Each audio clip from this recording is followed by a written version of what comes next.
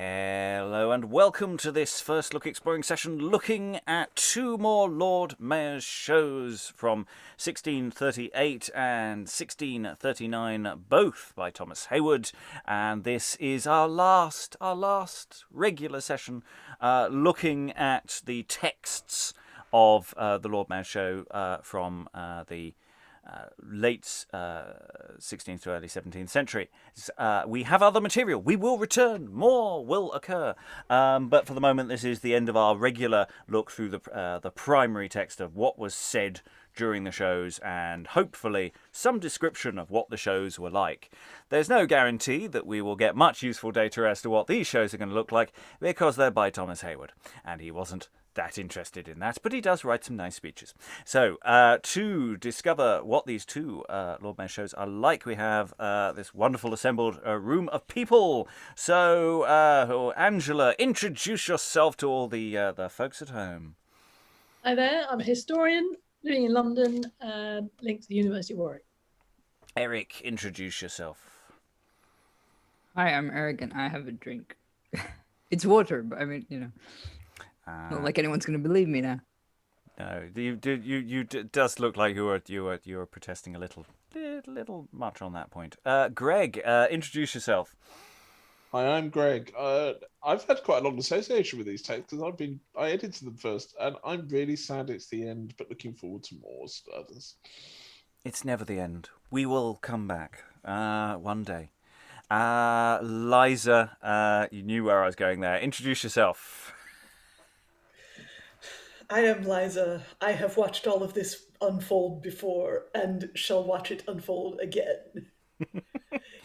What did I do in a past life?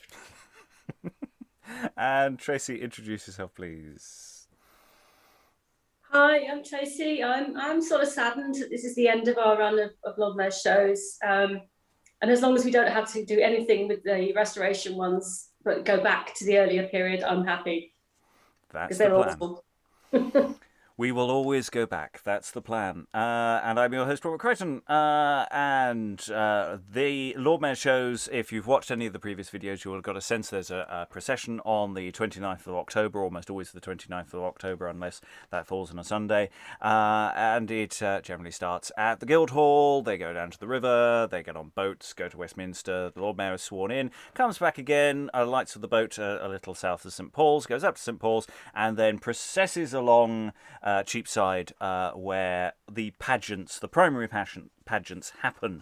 There are other bits and bobs that go on, and I will throw a little map up later on to help demonstrate, broadly speaking, what the route looks like. But I suspect with these texts, we're primarily going to be looking at the text of what is said on each pageant, and we will hopefully get an idea where they physically exist, but we may not get that much more. I'm going to ask Liza to start us off with the opening bump on the first pageant that we're looking at, 1638. So the opening bump and also the introductory dedication by Thomas Heywood, please. So Liza, get us into this text, please. Porta Pietatis, or the port or harbour of piety, expressed in sundry triumphs, pageants, and shows at the initiation of the Right Honourable Sir Maurice Abbot, Knight, into the mayoralty of the famous and far-renowned city, London.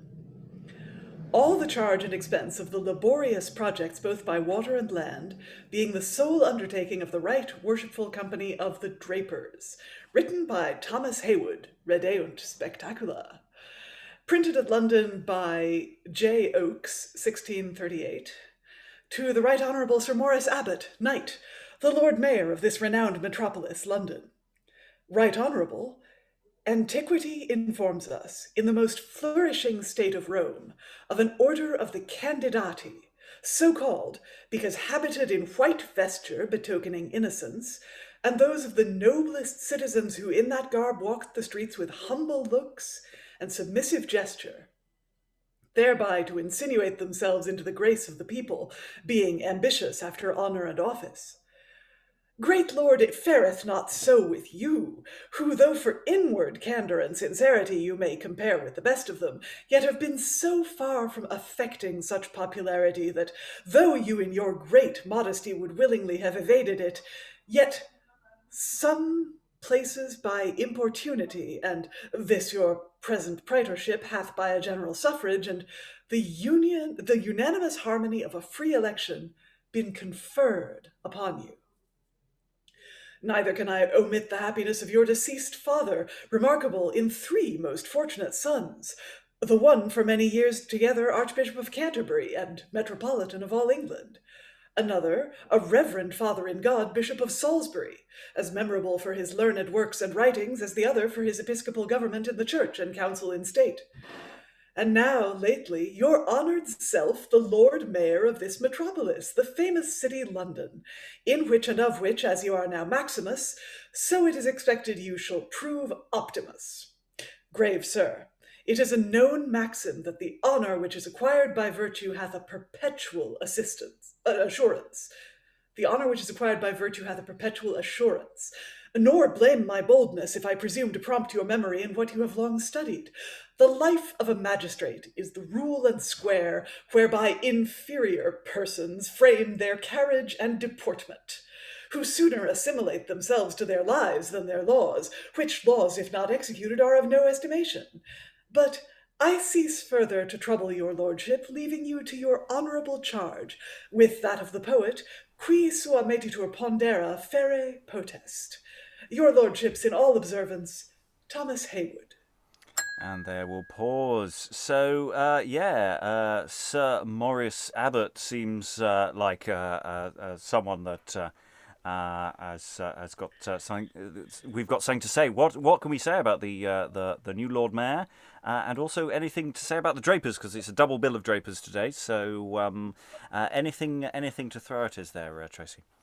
Abbott was, as Heywood says, Abbott was the brother of the Archbishop of Canterbury, George Abbott. So it was a very well-connected, very powerful family, actually. They were from Guildford, in case you're interested, which I think is where they're both buried. Certainly that's where George Abbott's buried.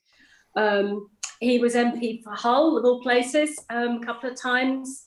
But his main interest was in merchant trading. He was the governor of the East India Company, usual kind of connections, very wealthy, invested heavily in all these trading companies, really. And he was also, as we've seen before with a couple of the Lord Mayors in this later period, quite strongly aligned with the kind of strong Protestant wing of society, if you like. He was a parishioner at St Stephen Coleman Street, which is one of the most radical parishes in London, sent shiploads over to New England, for instance. He's your kind of classic top dollar oligarch, really. And the Drapers had very little to do with drapery, but their members were very, as you can see from him, very highly invested in overseas ventures. Any thoughts from the room before we get a little more, shall we say, introductory spin from Heywood to give us a sense of what the background to this particular pageant is going to be? Okay, we'll move on before we dig a little deeper into this. So I'll ask Greg to read the next big chunky paragraph, and I'll ask Angela to read the chunky paragraph after that, please. And then we'll pause before we get to some shows, which is what we're here for. But we'll see how it goes. Greg. London and Westminster are 2 twin sister cities, as joined by one street, so watered by one stream.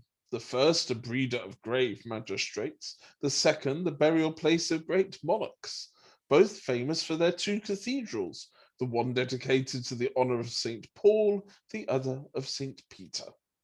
These I rather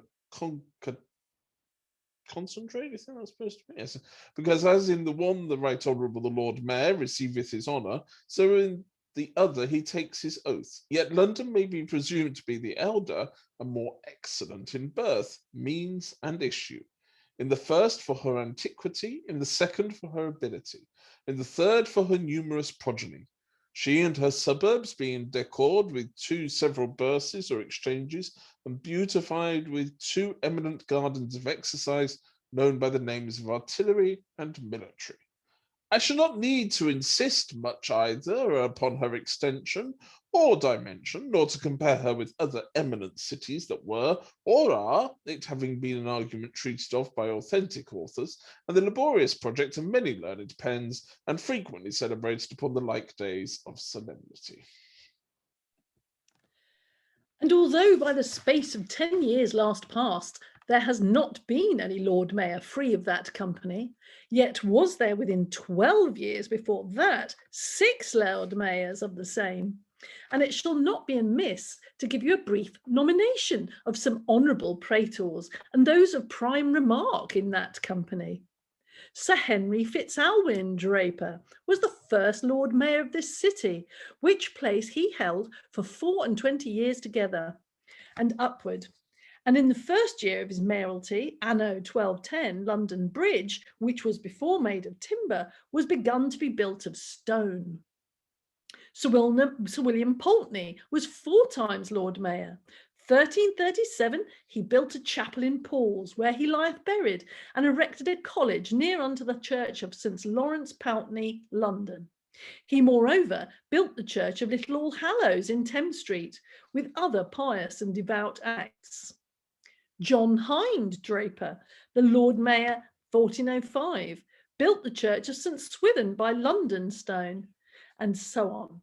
Sir John Norman was the first that rode in his barge to Westminster when he went to take his oath, and Sir Richard Hardle sat in the judicatory seat 6 years together. Simon Eyre, Lord Mayor, built Leaden Hall at his own proper costs and charges, and Sir Richard Pipe, George Monarch's Lord Mayor 1515, and Sir John Milburn were great erectors of almshouses, hospitals, and so on, and left liberally to the poor. Sir Richard Campion perfected divers charitable works left unfinished by Sir John Milburn before named. And Sir Thomas Hayes, 1615, Sir John Joles, 1616, Sir Edward Barkham, Sir Martin Lumley, Sir Alan Cotton, Sir Cuthbert Hackett, and so on. To speak of them all, I should but spend paper in a mere capitulation of their names, and neglect the project now in agitation. Okay, I actually rather enjoyed bits of that. It isn't always something I can say about Heywood's introductory material. The distinction between London and Westminster seems quite important here, and yeah, one is they have similar things, but they are not. One is the elder, one is the more excellent.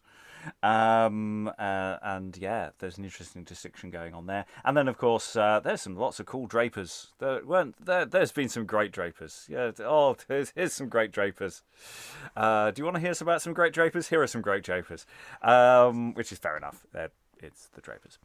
Thoughts in the room, Eric?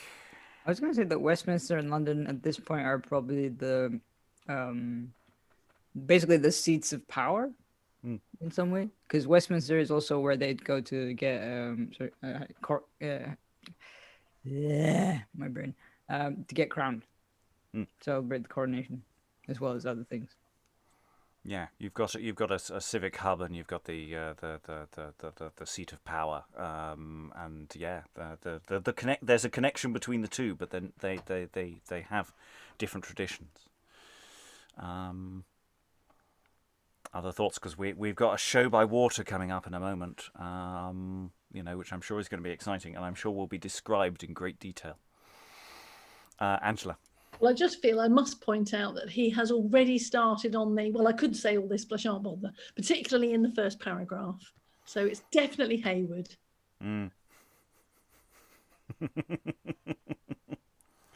He should but spend paper in a mere capitulation of their names, which is sort of what he's already done. Okay, let's find out what happened on the first show by water. I'll ask Liza if you can read the description of that, and I'll ask Eric, could you be Proteus for the speech coming up? So, Liza, tell us about the first show by water. The first show by water is presented by Proteus in a beautiful sea chariot. for the better ornament decorated with diverse marine nymphs and sea goddesses, etc. He sitteth or rideth upon a moving tortoise, which is reckoned amongst the amphibii, quod in ambobus elementis degant, that is, one of those creatures that live in two elements, the water and the land, alluding to the trading of the Right Honourable the present Lord Mayor, who is a merchant, free of the Turkey, Italian, French, Spanish, Muscovy, and was late governor of the East India Company. This Proteus, or Proteus, that is Primus, is held to be the first, or most ancient of the sea gods, the son of Oceanus and Thetis, who could transhape himself into any figure whatsoever, and was skillful in prediction. He was called Vertumnus avertendo, because he indented or turned the course of the river Tiber, which floweth up to Rome as the Thames to London. He was a king, and reigned in the Carpathian island, which, because it was full of bogs and marish places, as lying near unto the main ocean, he had that title conferred on him to be a marine god. When the Scythians thought to invade him, and by reason of the former impediments could no way damage his country, it therefore increased their superstitious opinion to have him deified. He was also called Pastor Populi, that is, a shepherd of the people, and is said also to feed Neptune's fishes, called Phocae. It was a custom amongst the Egyptian kings to have their scepters insculped with sundry hieroglyphics or figures, as a lion, a dragon, a tree, a flame of fire, etc., as their fancies lead them, for which that proverb was conferred in him proteo mutabilior, that is, more changeable than Proteus. This Proteus, or Vertumnus, or Vesores, reigned in Egypt some 4 years before the Trojan War, that is, Anno Mundi 2752. Proteus, of all the marine gods, the prime, and held the noblest both for birth and time, from him who with his trident sways the main and plows the waves in curls or makes them plain, Neptune, both lord of ebb and inundation, I come to greet your great inauguration. They call me Versipilus, and 'tis true, no figure, form, no shape to me is new, for I appear what creature I desire, sometimes a bull, a serpent, sometimes fire. The first denotes my strength, strong must he be, and powerful who aspire to your degree. You must be wise as serpents to decide such doubts as error or misprision hide. And next, like fire of the elements most pure, whose nature can no sordid stuff endure, as in calcining metals we behold, it sunders and divides the dross from gold. And such are the decorments that still wait upon so grave, so great a magistrate. This tortoise, double-natured, doth imply by the two elements of moist and dry, so much as gives the world to understand, your noble trading both by sea and land.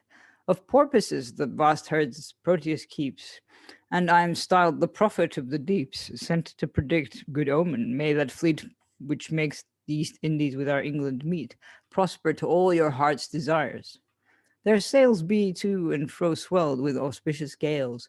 May you, who of this city now take charge, with all the scarlet senate in your barge, the fame thereof so heighten, future story above all other states may crown her glory. To hinder what's more weighty I am loath. Pass therefore freely on to take your oath. This show is after brought off from the water to attend upon the rest by land. Of which the first is. Yes, so we've gone into the descriptor. That wasn't Proteus. I apologise there. Yes, this show is after brought off from the water to attend upon the rest by land, of which the first we will talk about in a moment. So yes, so this is the only show by water that we have a description of, and it's got a moving tortoise. You see, this makes me happy. It's not a lot of detail. There's a lot of inferred detail about what it might have looked like from the text. There's sort of interesting hints and clues. We know why, or at least the logic of why it's there. I was enjoying that. Thoughts from the room? Well, Liza? I don't know whether we've had a tortoise of the sort that can have an actor riding on it before. I wonder if this isn't the same set they use as a hill, except it's got up as a tortoise this time. But Yeah, tortoise, loving it. Yeah, it's making me happy. Other thoughts? I mean, they're really, really leaning into the nature of his connection with trading and the various fingers into various pies that he has. Pies. Why don't we have more pies in these shows? It's well, I don't know about the shows. I mean, I'm sure they're available on the streets. Anyway, other thoughts in the room. Non-pie related, please.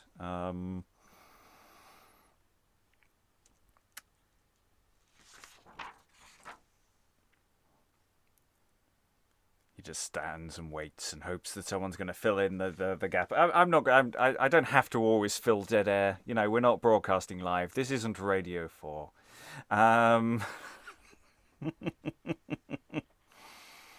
But yeah, a beautiful sea chariot, diverse marine nymphs and sea goddesses. Did we have that last time? I seem to recall we had some nymphs and sea goddesses, but I could be wrong on that point. So there might be some conventional elements mixed in here. You can get a long way by counting the number of languages he decides to show off using. Bit of Greek, bit of Italian, bit of Latin. Eric? Yeah, I think last time he had the Mars and Venus, if I remember correctly, and then he had Venus, Juno, and the three goddesses who were there for like the Judgment of Paris. Last time, but then the time before that, who knows? Yes, we did have a gap. Yes, so yeah, it's a nice thing. So this is going to be reused. It's going to be one of the pageants that will appear, presumably along Cheapside, and this, however, would have been on the Thames as having processed down from Guildhall, and he's now gone off to be sworn in at Westminster, and then comes back. And so these pageants now are presumably either starting at St Paul's Churchyard or somewhere around there and heading along Cheapside. I'll throw the map up in a moment as we read the next bits. I'm going to ask Greg if you can read the next bit of prose. Angela, could you be a shepherd? You can be a shepherd. I'm sure that'd be lovely. Eric, if you could read the description of the second show, please. And Liza, if you can read the speech coming up in the second show. So we'll do the first and second shows by land. So the first is the first show by land. Greg, take it away.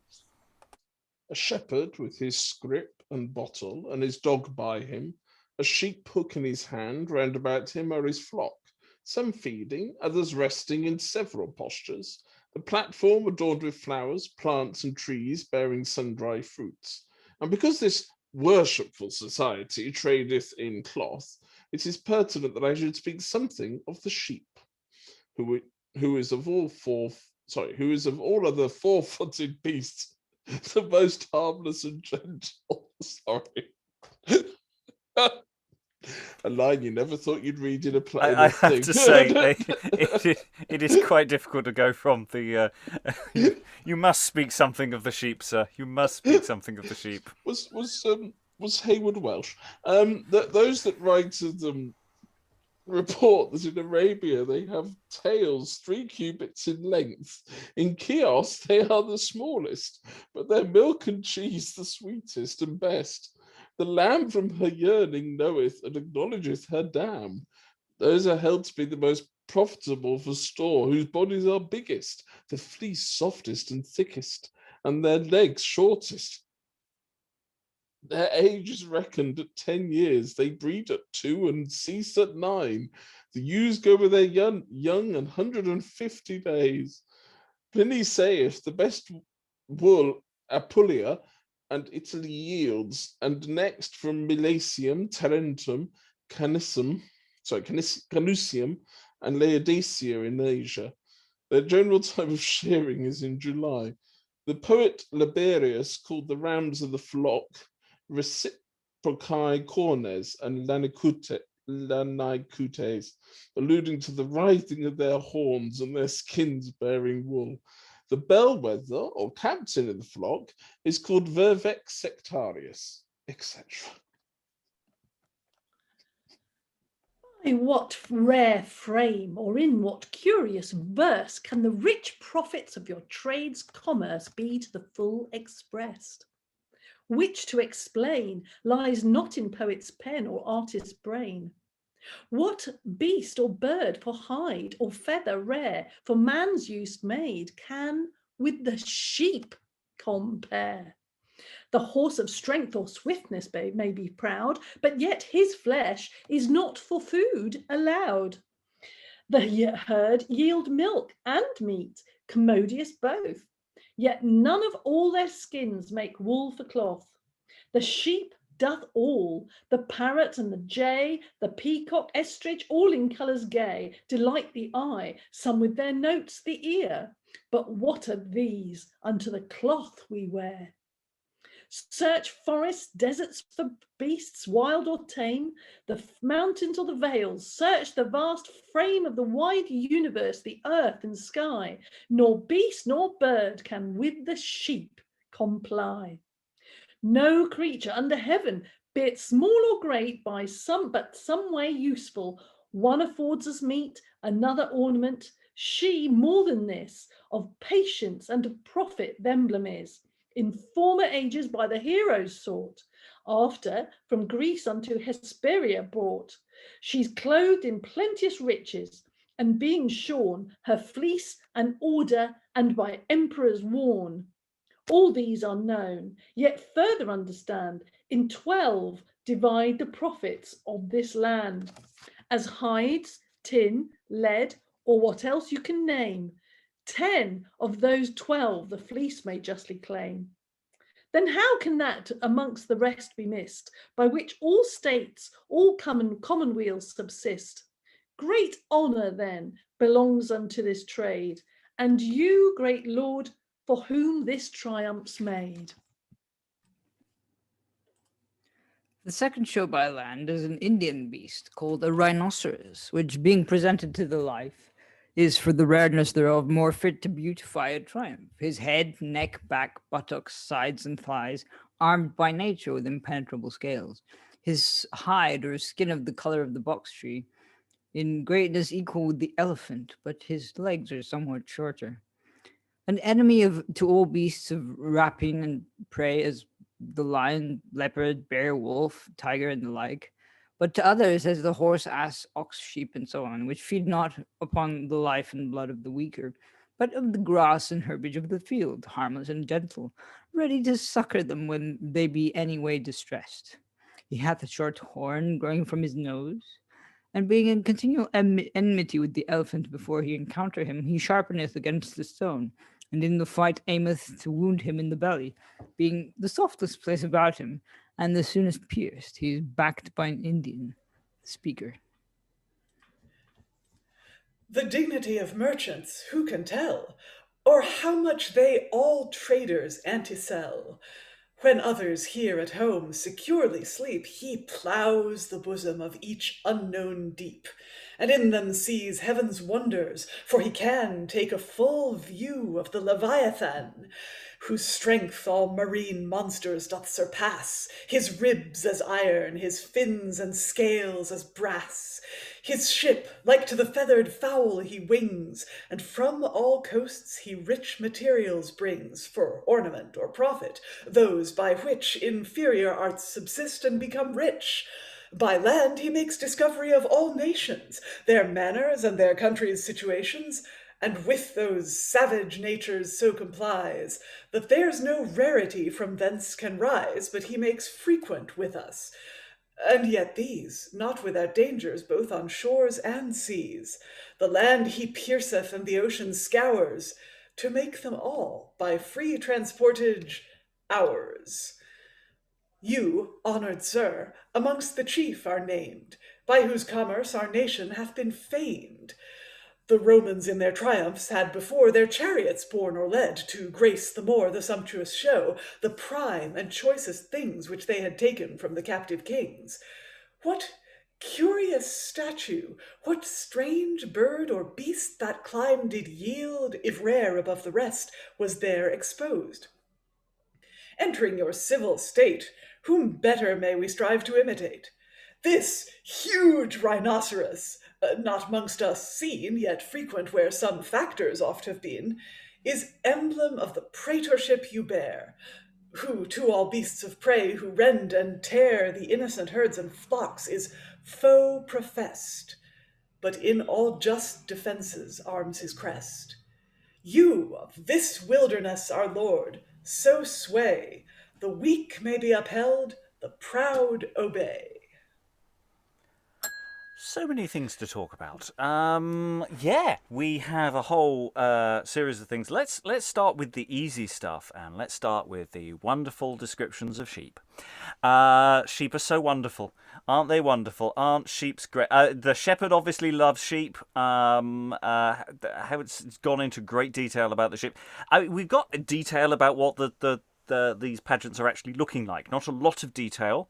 But we do have some, and so we got a shepherd, and he's got a dog and sheep hook, and so there's a flock. They seem to be some feeding, so they're in different. They're presumably action opposable, in different actions. Flowers, etc. And then really, really like sheep. I mean, they're great. You can do all sorts of things with a sheep. Yeah, playful sheep. Aren't they great? You may eat them, wear them, all the things of the sheep there. He's not really done any research, has he? I need to know things about sheep. I mean, it's really, the range of animals is really interesting, actually. And he's so upfront about not just the trading dimension, which you mentioned before, Rob, but also, the ways in which these merchants made their money, and who they dealt with, and so on. So he's not making any pretense that this money just magically just appears in this guy's wallet. He's gone out there and won it. Because the second show we have a beast called a rhinoceros, and it's a really interesting question. I want to know what this rhinoceros looked like.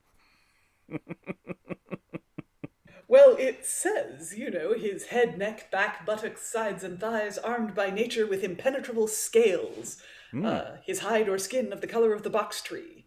So, in greatness equal with the elephant, remember there. Yes, he's very large, yes. But his legs are somewhat shorter, which I guess makes it easier to build. That's assuming they don't have an actual rhino there, which I'm pretty sure they don't. I mean, and you've got to remember, with their continual enmity with the elephant, they sharpen their horn against a stone, and I'm sure that's absolutely true.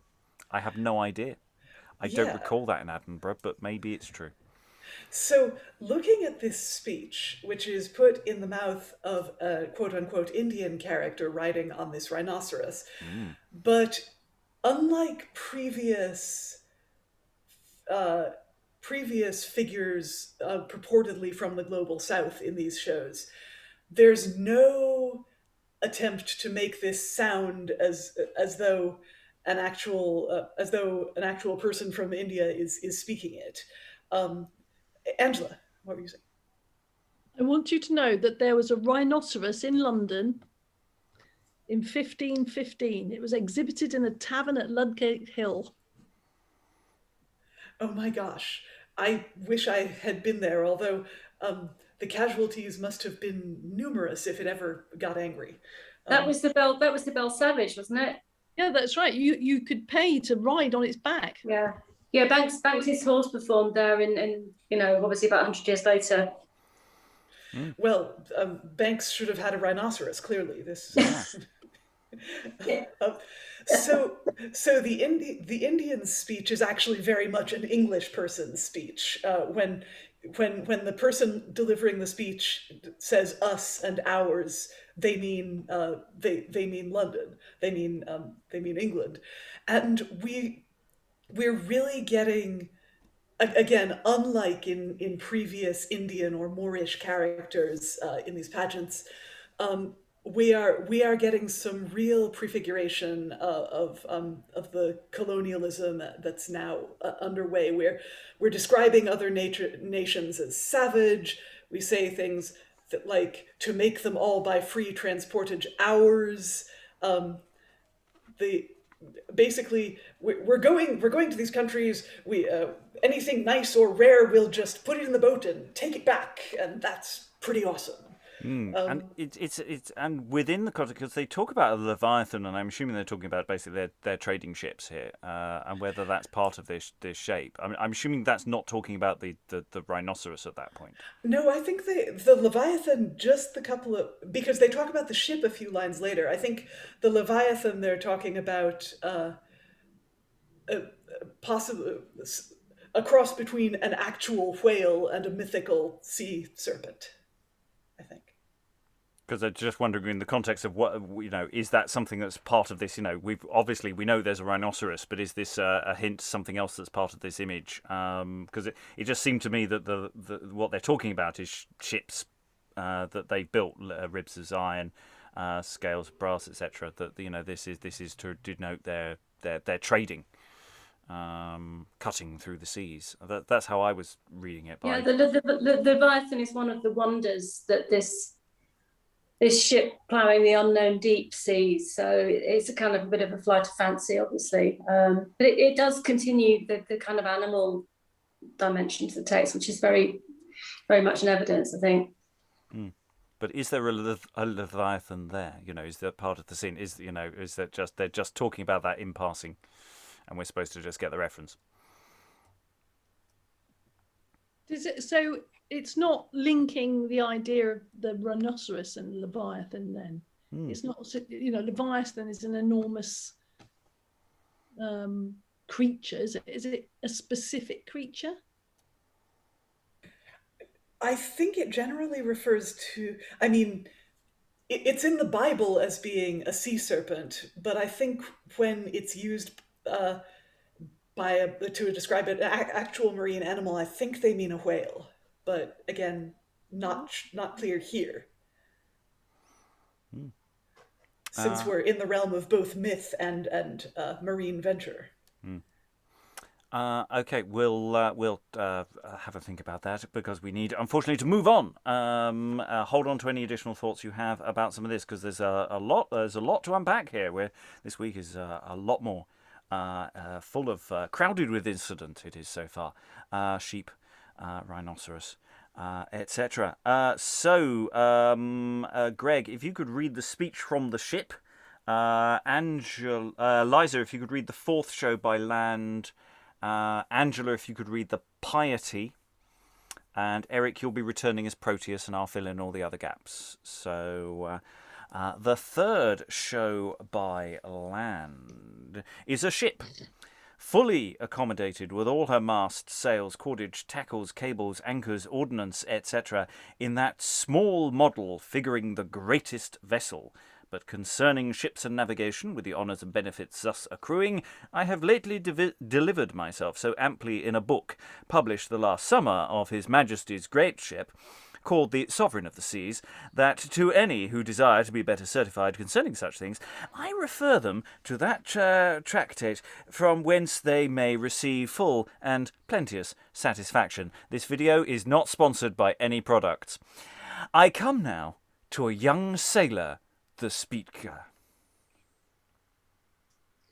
The speech from the ship. Shipping to our first fathers was not known, though now amongst all nations commonly grown, nor trade by sea. We read the first Troy's piece was the Argo, built to fetch the golden fleece, in which brave voyage 60 princes, all heroes such as we Simones call, in that new vessel to attain the shore. Where such a prize was, each tugged at the oar. On one bench Hercules and Hylas sat, beauty and strength, and siding just with that Danaus and Lycaeus, of so quick a sight, no interposer or large distance might dull his clear optics. Those that had the charge and the chief steerage of that princely barge, Zethes and Calais, whose judgments meet, being said to have feathers on their heads and feet. We spare the rest. Just lost the pace. Brave sir, the merchant's trade is that for which all shipping first was made, and through an Hellespont who would but pull, steer and hoist sail to bring home golden wool. For we by that are clothed. In the first place sat strength and beauty. Oh, what a sweet grace have those united. Both now yours, great lord. Your beauty is your robe, your strength the sword. You must have Lynceus' eyes and further see than either you have done or he could ever, having now a truer inspection into each strife. Each cause without affection to have this or that party. Some are said to have had feathers on their feet and head.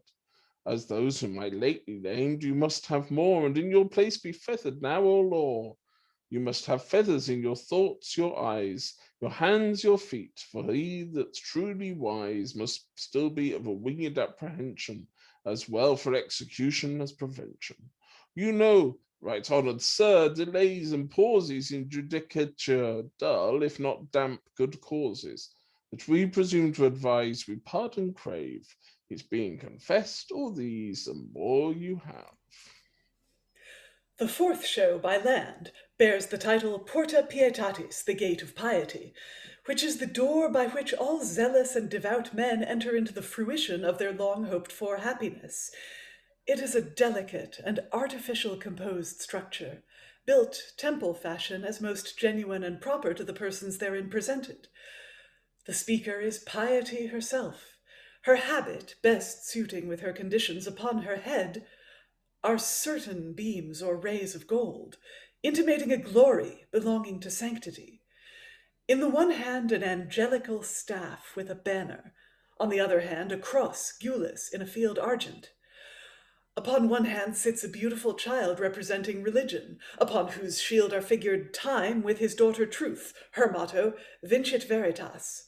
In another compartment sitteth one representing the Blessed Virgin, patroness of this right worshipful society, crowned, in one hand a fan of stars, in the other a shield, in which are inscribed 3 crowns gradatim ascending, being the arms or escutcheon of the company, and her motto, that which belongeth unto it, Deo soli honor et gloria, that is, unto God only be honor and glory. Next her sit the 3 theological graces, faith, hope, and charity, with 3 escutcheons, faith's motto, fidei alla, celi scala, the wings of faith are the ladder by which we scale heaven. Hope's, solum spernit qui celum sperat, he hates the earth that hopes for heaven. Love's motto, ubi charitas non est caritas, who giveth willingly shall never want wretchedly. A 6th personateth zeal, in whose escutcheon is a burning heart. Her word, in tepida frigida flagrans, neither lukewarm nor key cold, but ever burning. A 7th figureth humility. Hers, in terra corpus, in caelo cor, the body on earth, the heart in heaven. And last, constancies, metam tangenti corona, a crown belongeth to him who persevereth to the end. I come to the speech. This structure is a citadel or tower where Piety, placed in her heavenly bower, points out the way to bliss, girt with a ring of all those graces that may glory bring. Here sits religion firm, though elsewhere torn by schismatics and made the atheist scorn. Shining in her pure truth, nor need she quake, affrighted with the faggot and the stake. She's to you dear, you unto her are tender, under the sceptre of the faith's defender. How am I ecstasied when I behold you build new temples and repair the old? There's not a stone that's laid in such foundation, but is a step degreeing to salvation.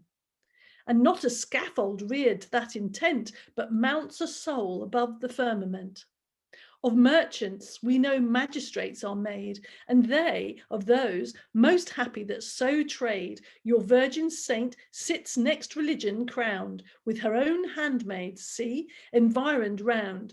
And these are they the learned schoolmen call the three prime virtues, theological: faith, hope, and love. Zeal, all aflamed with fire, of devout acts doth a fixed place aspire. The seventh, humility, and we commend the eighth to constancy, which crowns the end. A triple crowns the emblazon of your crest, but to gain one is to be ever blessed. Proceed in that fair course you have begun, so when your annual glass of state is run, nay, that of life, ours, but the gate to bliss, shall let you in to yon metropolis. And we can assume that we've travelled all the way now from St Paul's along Cheapside to somewhere close in the general direction of the Guildhall, and everyone goes in, has a lovely time, food and drink are plenty. Then they saunter back to St Paul's, and then the Lord Mayor is finally released to head home. There now only remaineth the last speech at night, spoken by Proteus, who we met earlier, which concludes the triumph. Now bright Hyperion hath unloosed his team, and washed his coach steeds in cold Ister's stream. Day doth to night give place, yet ere you sleep, remember what the prophet of the deep Proteus foretold.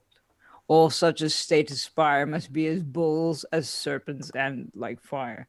The shepherd, grazing of his flocks, displays the use and profit from the fleece we raise. That Indian beast, had he a tongue to speak, would say, suppress the proud, support the weak. That ship the merchants honor loudly tells, and how all other trades and sells. But piety doth point you to that star by which good merchants steer. Too bold we are to keep you from your rest. Tomorrow's sun will raise you to new cares, not yet begun.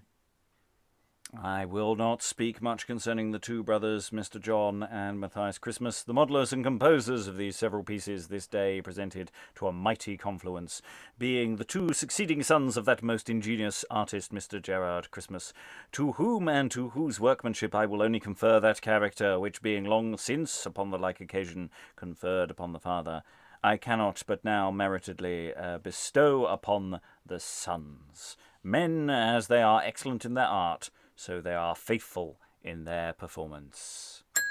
Still, Daddy Christmas gets a name check. Isn't that lovely? Yes. So we've got a ship, and we've got a citadel or tower. That's what this structure is, according to Piety there, or a temple, built temple fashion. I'm assuming it's like the facade of a temple because it's Porta Pietatis, so it must look like a gate or a doorway. Columns and pediments and stuff. Yeah.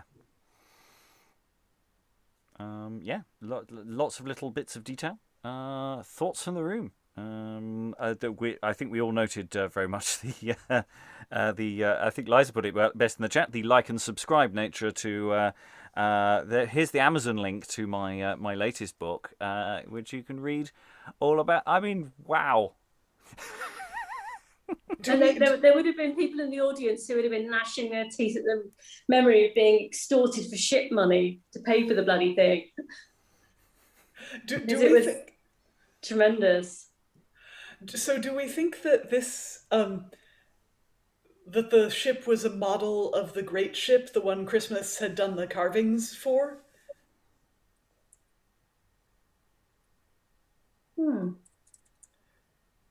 Maybe it was his working model and they didn't even have to build one. They just used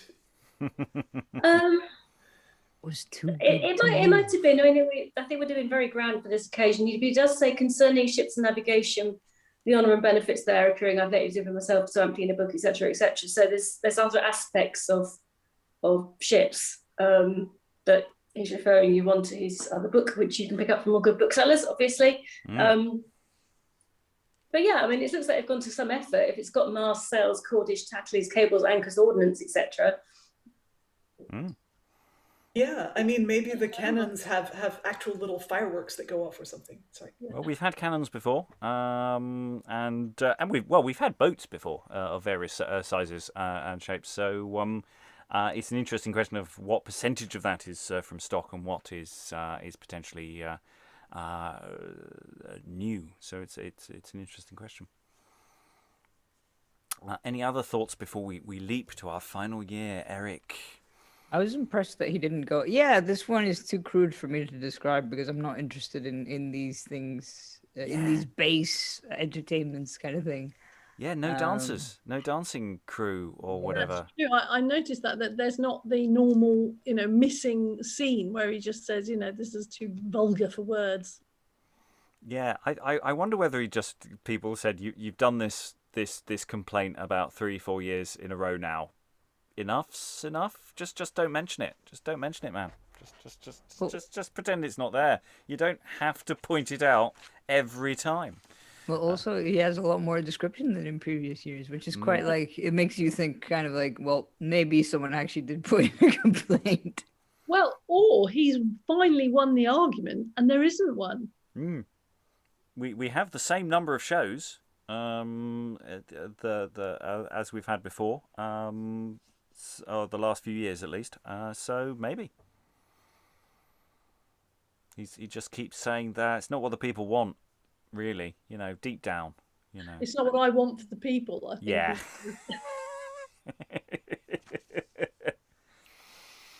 Eric. It also feels a lot more disjointed compared to the previous ones. I don't know if that's just me. It jumps from sheep to rhinoceros to from Proteus to sheep to rhinoceros, and I don't know, that evolution is kind of weird. I think thematically it is connected, because it's about produce and the things the company is making or trading with, in that sense, and then we sort of get the no, I'm wrong. We are one down, aren't we? No, we're a show down. Sorry, I was just going back on the previous point. Maybe Heywood didn't even bother to say that he wasn't going to describe. Yeah, I think, or it got cut by the printer. It's the fourth show that is doing something slightly different, because it's doing piety, and we got 8 figures. We've had 8 figures before a few times, as I recall. So this opportunity for 8 people to dress up, because that's to be demonstrated as things, and with one speaker to talk you through how that all works. Okay. Any more? Otherwise, we're going to jump forward a year. Just to say that the Drapers Company hardly get a look in, really. It's an indicator. If you think back to some of, say Monday's shows, 16, 14 and 15, the difference in that, 15, 20 year span is unbelievable, really. It shifted completely to kind of the mercantile and venturing, it's apart from the sheep thing. It's much more interested in Abbott as a merchant than anything else. And as Liza pointed out earlier, the difference in what that figure labelled as an Indian speaker is doing is doing different, saying different things and acting in a different way. So there are marked shifts there. That's the thing we should do, compare and contrast over between spans, shouldn't we? We should be doing that. That's the thing we should do. It's not just chronological, because we stop necessarily noticing the changes because they're incremental. That's a future thing to do. Anyway, let us skip forward a year. A year now passes. It is now 1639. And yet it is probably the same date. I don't see a precise date written here. I'm assuming it's the 29th. I don't know whether it was a Sunday or I don't know what day of the week it is. So it's probably the 29th of October. So Liza, as per last time, if you could do the introductory bump and the dedicatory epistle from Heywood. Londini status Placatus, or London's peaceable estate. Expressed in sundry triumphs, pageants, and shows at the initiation of the Right Honourable Henry Garvey into the mayoralty of the famous and far-renowned city, London. all the charge and expense of the laborious projects both by water and land being the sole undertakings of the Right Worshipful Society of Drapers, written by Thomas Heywood, Redeunt Spectacula. Printed at London by John Oakes, 1639. To the Right Honourable Henry Garway, spelt Garvey above and Garway here, the Lord Mayor of this famous metropolis, London. Right Honourable, to whom, for your long travel, variety of language, and known wisdom, I cannot but give a precedence due your person, as a priority belonging to your place, since laboured lines only comply with judicious ears. I must ingeniously confess your worth so far to transcend my weakness, that I am almost silent in the proem ere I enter on the epitasis, yet, presuming on your generous disposition, whichever waiteth on solid judgment, I thus proceed. Your breeding, Right Honourable, next to a scholar, hath been chiefly in mercature, and of your sufficiency therein you have not only given to this city ample satisfaction, but to the several parts of this Christian world.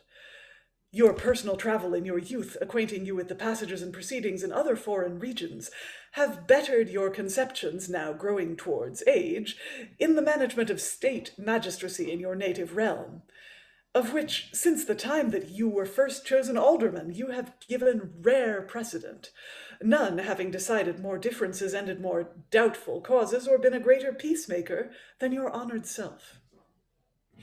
And for the multiplicity of your commerce, it is most manifest that you have long traded, to begin with the nearest first, in the Low Countries, France, Spain, Italy, Venice, East India, and moreover in Greenland, Muscovy, and Turkey, of which three noble societies last named you are at this present governor.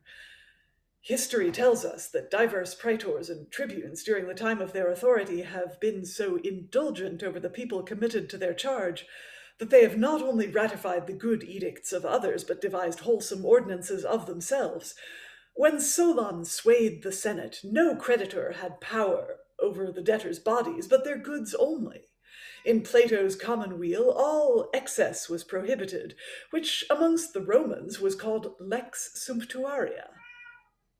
Acilius Glabrio made an edict, de pecuniis repitundis, commanding all money taken by bribery, extortion, or other indirect means to be restored, called lex Acilia, or ancilia, possibly. Another compelled the plebe to a liberal contribution towards all public shows and triumphs, which was titled lex Fania. But not to endanger the just reproof of a presumptuous arrogance, in prompting your lordships in the studied duties of your succeeding charge, I conclude with that Spanish refrain: Envia al sabio a la embajada y no le diga nada. Please forgive me, all Spanish people. I know not what I do. Still remembering that of Cato, Imperium geronon mihi sed civitate et socis. Your Honour's most obsequious, Thomas Heywood. Yes, many cat contributions there. Possibly as going, markedly, we're following on from the multiplicity of your commerce from last time. What do we know about Henry Garway? And, well, you don't need to say anything more about the Drapers unless you have a bonus thing. What do we know about this Right Honourable? Well, I think Heywood said it all. Actually, he's another of the kind of big trading merchants. He wasn't an MP, didn't have a role in kind of national politics like his predecessor did. He's from another really well-connected family. He married a Clitheroe, and there was a Clitheroe Lord Mayor just a few years previously. As Heywood himself says, he was brought up in mercature. That's his thing. That's what he does. He doesn't sound like a particularly interesting, controversial kind of character, really. Just really well-connected, wealthy, big man. Eric asked in the chat, and obviously it's a very sensible question, why 1639 is the end? And that is because it's the last printed pageant book we have until 1656. there appears to be, because obviously, things started getting really fraught in the early 1640s, there appears to be a real reduction of pageantry during the kind of height of the Civil War period. There was lots of controversy about who was going to be Lord Mayor and where the city stood, and obviously the city was very strongly for Parliament. So it took a back seat for a while. I mean, they continued to be Lord Mayors, but there wasn't the kind of full-scale stuff that we've seen before. And it starts up again, as far as we can tell from the books, in the mid-50s. Yes, and also our project, we have a relatively artificial end point of 1642, that isn't to say things actually stopped. Certain things stopped around then, because, yes, it all gets a little messy. Angela? Just want to remind you that the reason why nobody's an MP is because there's been no parliament since 1629, because this is during the personal tyranny, so or that some have called it that, yeah. So they've got no chance to take part in national government. Tracey mentioned before, they're all gnashing their teeth over ship money and other stuff. Yes, there's an awful lot of politics going on. That's a nice catch-all, isn't it? A lot of politics going on at the time. Right, we're going to read on through the rest of the month before we get to some text. Let's see. I'm sure there's going to be a wonderful list of drapers at some point. Greg, if I could ask you to read the first 2 paragraphs, there's a reasonably long one and then a relatively short one. Angela, if you could read the paragraph, but from the city. And Eric, the one after that, although before the last Lord Mayor preceding this. And as we give Liza a little bit of a break after her lengthy chunk there. So, Greg, take it away. Not to insist upon the antiquity, nobility, nor the first foundation and situation of this glorious city, comparing it with others of old, rarely remarkable, now demolished and ruined, neither with those contemporary or at this present in greatest prosperity, either for magnificent structure or grave and godly government, because it hath been the annual argument, suiting with the occasion now in agitation. Let them therefore pass as conclusions granted, and principles against which there is no disputation to be held. Since for beautiful architectures, palaces, rialtos, guilds, arsenals, temples, cathedrals, aqueducts, etc., and further for commerce in all countries, Christian or heathen. Discoveries, plantations, as in Ireland, Virginia, Bermuthos or Somers Islands, St. Christopher's, New England, Harbour, Grace in Newfoundland, etc., which the most famous cities in the world, Athens, Thebes, Lacedaemon, nor Rome itself, the metropolis of the Roman Empire, could in her most flourishing estate and potency, though she tyrannized over the whole world, in the least compare with London. And in the way of competitorship, the Spartan Ephorae, the Athenian Areopagitai, with Rome's purple optimates, may subscribe to her scarlet senate, no praetor in any city whatsoever being graced with the like Solomon's sumptuous inauguration. But from the city, I come now to the particular company of the drapers, one of the prime members thereof, which may claim one special priority above the rest, in regard that Sir Henry Fitzalwyn was of that fraternity and the first Lord Mayor, who might be rather called a perpetual dictator than an 1 year's praetor, continuing his mayoralty from 24 years and upwards together, not anno completo, but vita durante, from this in his initiation to his expiration, which hath not happened in any other of the 11 worshipful societies. After him, within a little space, Sir William Pountney, 4 years together, Lord Mayor, John Hind, Sir John Newman, Sir Richard Hardell, before whom the sword was born for the space of 6 several years without intermission, Simon Eyre, who built Leadenhall, also Richard Pipe, George Monnox, Sir John Milburn, Sir Richard Campion, Sir Thomas Hayes, Sir John Joles, Sir Edward Barkham, Sir Martin Lumley, Sir Alan Cotton, Sir Cuthbert Hackett, and Sir Maurice Abbott, whom the Right Honourable Henry Garway now succeedeth. The Right Honourable Mr. Thomas Adam being this year's Sheriff, and one of the Drapers' Society. And although before the last Lord Mayor preceding this, there hath not been any for the space of 10 years of that worshipful fraternity, Yet in the annual vicissitudes of 12 years before, 6 of those before named were elected into the Praetorian dignity. And all, or most of these, from the first being builders of churches and chapels, founders of schools, almshouses and hospitals, repairers of decayed temples and oratories, benefactors to halls, and liberal contributors to the maintaining of arts, and all pious and charitable acts whatsoever. Besides your coat of arms, nobilitated by ancient heraldry, being 3 imperial crowns supported by 2 golden palleted lions, your crest Aries, the first of the 12 zodiac signs, your inscript to God alone and be all honor and glory, your patroness, the Blessed Virgin, all these approve your antiquity and dignity. I have nominated these amongst many, but I come now to the first show by water. Yes, we do indeed.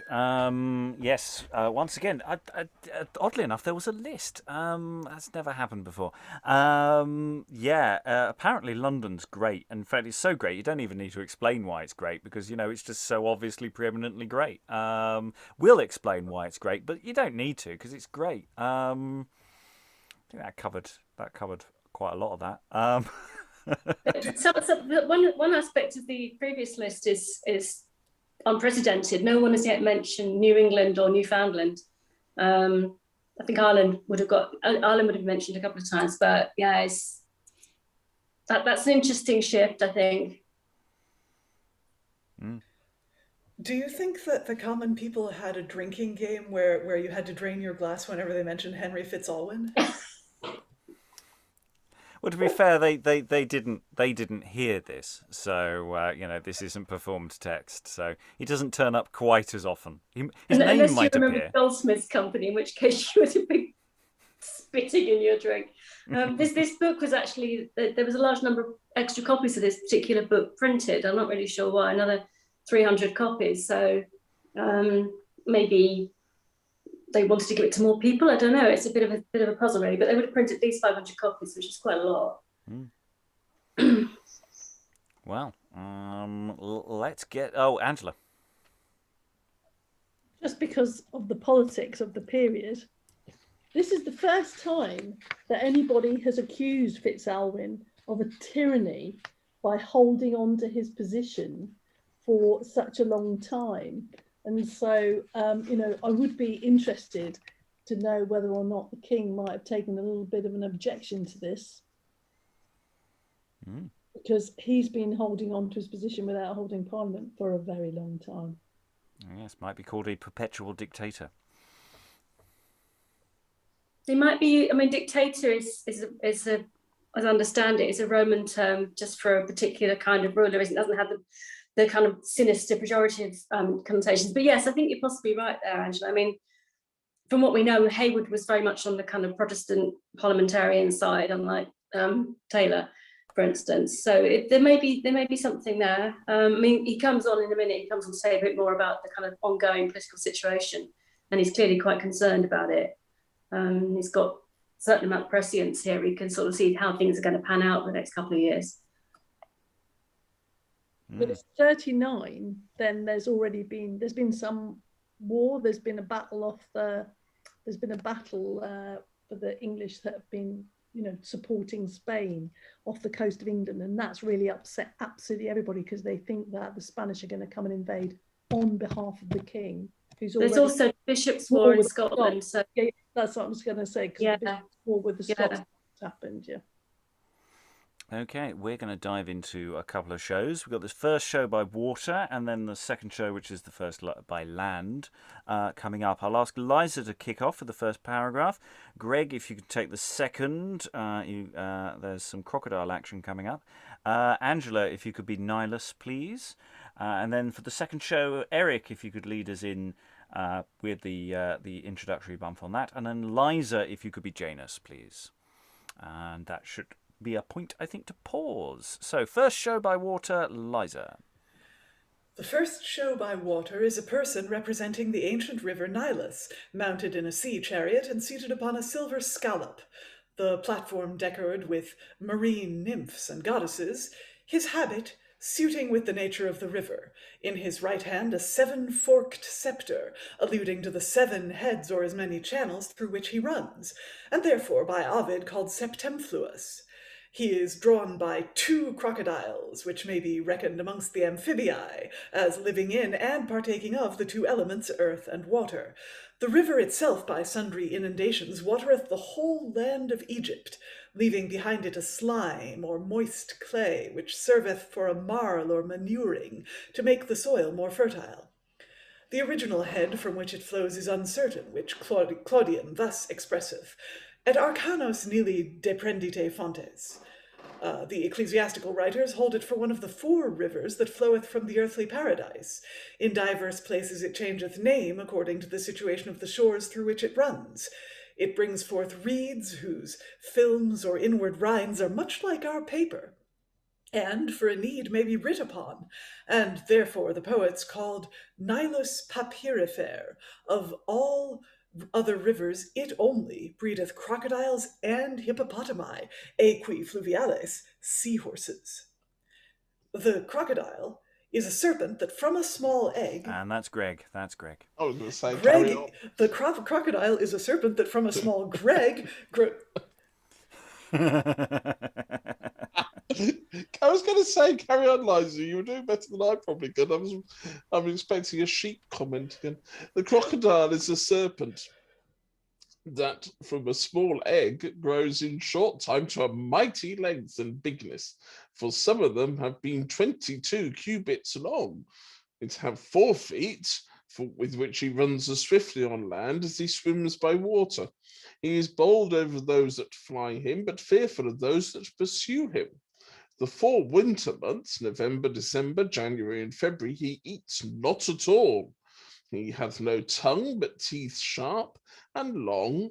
Neither in feeding doth he move his lower jaw. Briefly, he is terrible to man and beast, and preys on both. But I leave them and come to the speaker. Nilus, an ancient river known to excel amongst those 4 which before Adam fell, watered the earthly paradise, now claims a new alliance with his brother Thames. Marcia, so called of Marsyas, who to win the praise from great Apollo lost his skin. Amphrysius, who his name shall ever keep, since there Apollo kept Admetus sheep. Nor yet Cremara, by whose fertile side 306 Fabii at once died. Xanthus and Simois, those 2 famous floods, so often stained in Greek and Trojan bloods. Nor let Pharsalian Enepius boast in Caesar's triumph o'er great Pompey's host. Deucalion brag not of Cephissus, for Ide, because ne'er it lost mankind he restored. Caestra of her swans, Permessius clear, proud that the Muses were delighted there. Pactolus nor Idaspes, famed of old for glittering channels paved with pearl and gold. Let none of these compare with aged Nile, who only breeds the weeping crocodile, who drew me hither to the celebration of this, your great loud-voiced inauguration. Grave and judicious praetor, O make me your happy emblem, since, as I foresee by reason that in Egypt falls no rain, there needs must be a dearth of grass and grain. Therefore, by frequent inundations, I in my great care that needful want supply. So magistrates, of which you prime and best, we must acknowledge, ought to be to the distressed, in your known gravity and goodness cast the future to provide for, salve what's past. My 7-fold scepter's hieroglyphic tells 7 heads, from which my mighty river swells 7 liberal arts by you maintained, express your city's magnitude and worthiness. And as you see, my crocodiles I sway, monsters which both by land and water prey, if any such here breed, as some no doubt in place and office may be. Search them out. And then what greater honour can you claim than such rude beasts like me to curb and tame? But ye are too long detained. I next commend you unto those triumphs that on land attend you. The second show, but the first by land, is Janus, placed upon an artificial structure built in a square model, at the four corners whereof sit four persons representing the four seasons: spring, summer, autumn, winter, everyone habited agreeable to his propriety and condition. The name Janus is borrowed from the Hebrew word Jane, which implieth venom, wine, being held to be the first that planted the vine. Some report him to have been an ancient king of Italy amongst the Aborigines. And Anno Mundus 2629 and before Christ 1319, who received Saturn flying from his son Jupiter and taught him the use of agriculture and tillage. Historians report him to have been the wisest king in his days, remembering things past and predicting what was futurely to come. And therefore they figured him with two faces. He was deified after his death, to whom Numa dedicated a temple, shut in the time of peace, open in the time of war, from which he had the denomination of Janus Petulius and Clausius. Some think him to have been Ogyges, others Noah, with one face looking backward upon the world before the flood, the other looking forward on that since the flood. They also called the one the face of government, the other of labor. His standing upon such fixed bases admonisheth all magistrates and men of honor to be constant in all their courses. But especially in the establishing and maintenance of true religion, he holdeth in his right hand a golden key to shut up the year past, as never more to come, and open to the year in the future. It may also be an emblem of noble policy to unbosom and bring to light their treacherous devices and stratagems, who seek to undermine and supplant the prosperity of a fair and flourishing commonweal. Upon the key are two Greek letters engraven, X and E, upon a bar in his left hand the letter tau, all being numeral, and make up 365, the number of days in our solar year, of which by some he is styled the father. The bar in his left hand implies the fortitude required in every good magistrate, in the encouragement of virtue and suppressing of vice. And so Janus the speaker, his speech as followeth. I, Janus, the year's father, in my prime, almost as soon as either light or time, hither my servants the four seasons bring, cold winter, autumn, summer, and the spring. 11 months are my sons, my daughter May makes up the 12th. Her sisters Night and Day acknowledge me their father, girls of spleen, so opposed they never will at once be seen. The hours my handmaids are, which employed well shall make you in your praetorship excel, as all the rest forenamed. Behold this key, with which I ope the gates of land and sea, to the time future, being made by me to all your trade, commerce, and traffic free. Proceed and prosper, whilst the year forepast, as never more to come, I shut up fast. One face still looking back, least good acts done might be obscured in dark oblivion, as the other forward to see what's to do, both for God's honor and your country's too. From Janus this use may it please you gather, you for 1 year are made the city's father. These 4 succeeding seasons I resign unto your charge, which I before called mine. To the 12 months most aptly may comply your 12 chief companies. Who can deny my daughter Day for your employment pressed, the black-browed night sequestered for your rest? So spend the hours to enrich future story, both for your own grace and the city's glory. My golden key make use of to set wide these prison gates where many a soul hath died, starved by the oppressor's cruelty. Those jailed for capital crimes unpitied and unbailed reserve for public trial. Justice is bound to cut off gangrenes, to preserve the sound. But none knows better than yourself, grave lord, what mercy is, or when to use the sword. And thus we come to the end of the second show, or the first show on the land. We've got 2 crocodiles there, and then a lot of detail about agriculture in Egypt. It never rains there. And there's crocodiles grow from very small things to much bigger things. He knows these things, therefore he must share them with us. We've got marine nymphs and goddesses. We've got silver scallop. You get the impression the sea chariot element of this has been used before, by and large, but I don't recall we've having 2 crocodiles before. I don't think we've had them. And then the second show, but the first by land, we've got artificial, placed upon an artificial structure built in a square model.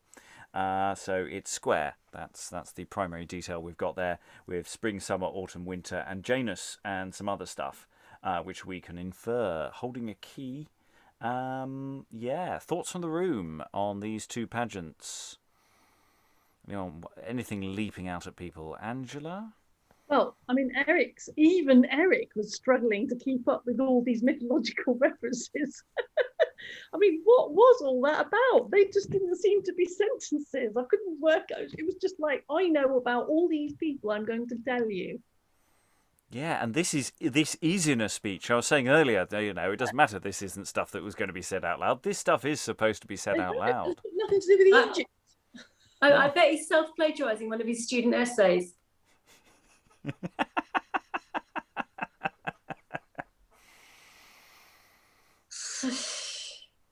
It's not my favourite one, Nihilus. I have to say, I want a shepherd telling us how great his sheep is. That's what I'm here for. At least there was a sheep in it. There was one sheep. Mm. Yeah, okay. The Drapers are even less visible here than they were in the last one. But I'm kind of intrigued by the crocodiles pulling the sea chariot. I'm just kind of wondering how they made that work. I mean, if they had carved beasts to look like crocodiles, which are kind of attached to the front of the sea chariot or something. I guess that's probably what they did. Didn't they do that with dolphins before? Yeah. Maybe they just kind of slightly adjusted the dolphins to make them look more crocodile-y. But remember, these are one of the amongst the amphibii, so that's always important to remember. I suppose that makes sense. I mean, to pick something that is both land and water for the water show that gets recycled on land. Obviously, that was the logic last time, so it makes sense to repeat it. So, anyone, any thoughts on Janus or other things, Eric?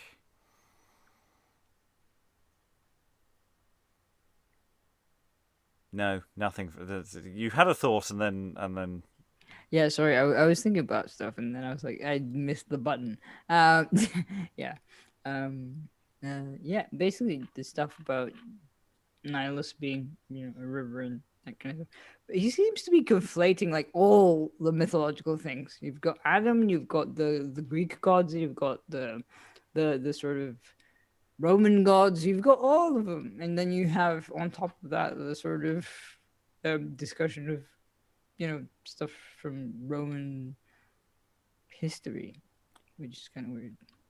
What's any of it mean? I mean, I sort of know, but it doesn't. None of it lands in the way of going. Last time I felt everything sort of landed as being vaguely connected and thing, but I don't know what, apart from just. Can we do crocodiles? Yeah, okay. I'll put some facts about crocodiles in to make everyone happy. And there's a river in the Thames. There's a river Nile. We trade. We go on boats. We do stuff far away. Will that do? Will that do? Okay, we need to move on if there are no additional thoughts to the third show. So I'll ask Eric if you can open us with the description. Greg, if you could be Orpheus. Then for the fourth show, Angela, if you can do the description. And Liza, if you can be Medea. And then we'll pause before we do the final push. So, Eric, take it away.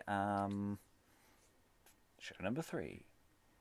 The third show is Orpheus with his harp. Seated in a fair platform, beautified with pleasant trees upon which are perched several birds and below beasts of all sorts, who, notwithstanding being of several conditions and opposite natures, yet all imagined to be attentive to his music. This show hath reference to the title of the whole triumph, Status Pacatus, a peaceable and blessed estate, in which our sovereign's royalty hath a correspondence with Saturn's reign, which was called the Golden World. There were 4 most excellent of the harp, remembered unto us by the ancient poets, who are likewise the emblems of the 4 elements. Apollo, the son of Jupiter and Latona, killing the dragon Python of fire.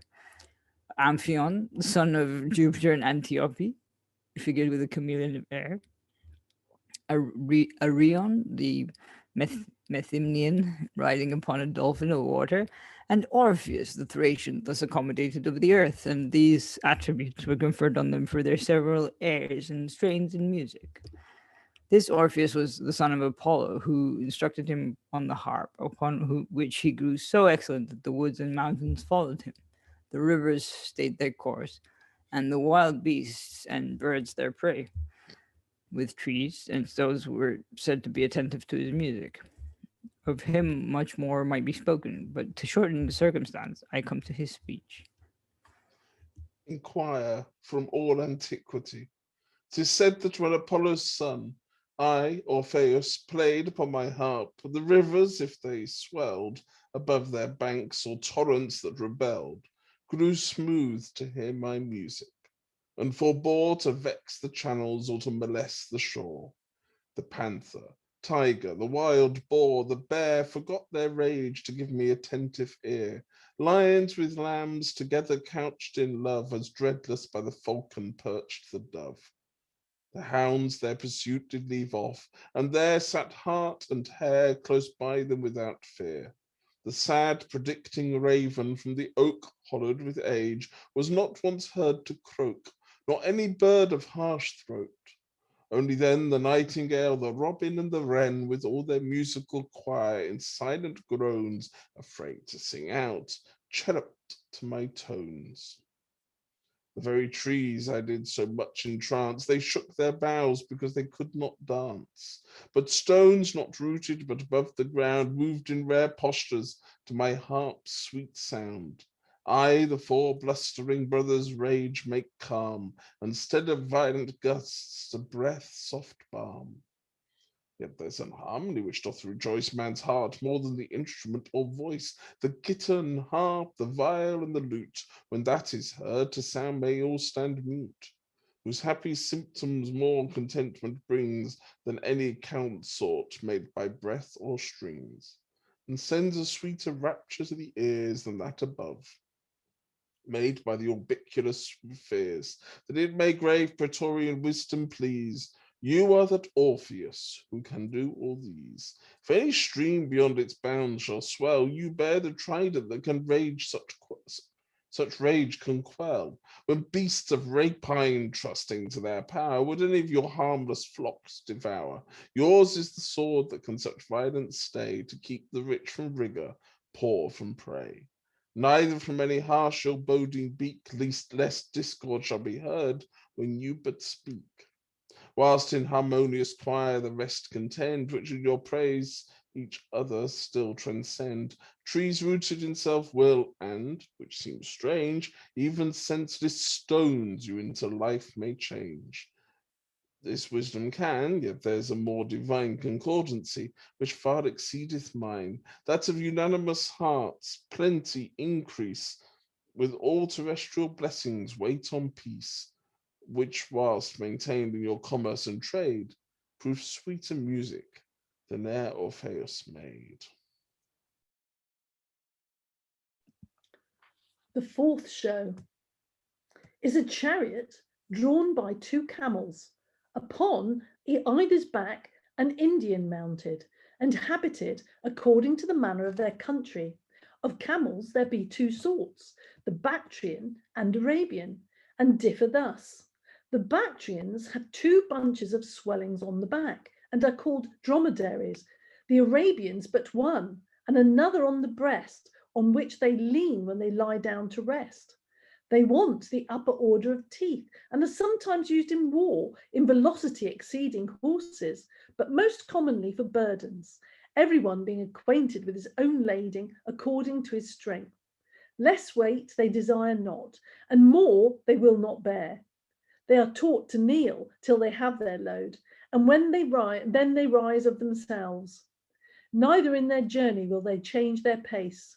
They can abstain from water 4 days together, but then they drink as well for the time past as that to come. Yet not before with their feet they had troubled the stream.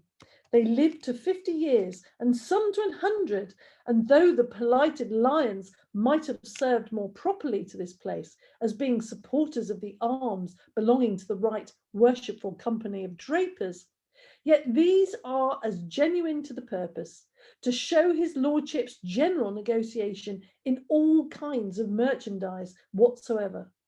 I cannot stand to speak much of the fleece, but of Jason and Medea thus briefly. Jason signifieth sunans, or healing, Medea concilium, or counsel.